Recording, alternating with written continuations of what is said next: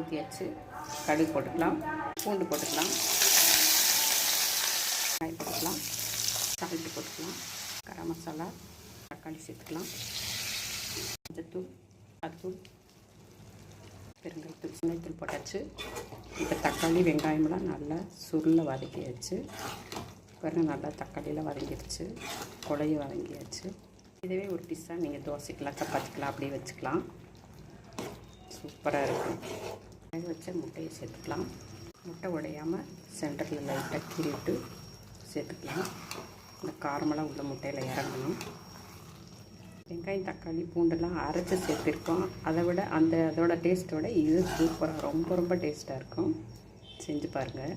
கருவேப்பிலை இருந்தாலும் சேர்த்துக்கோங்க. சிம்லேயே அப்படியே 1 நிமிஷம் வதக்கணும். சூப்பரான முட்டை தொக்கு ரெடி.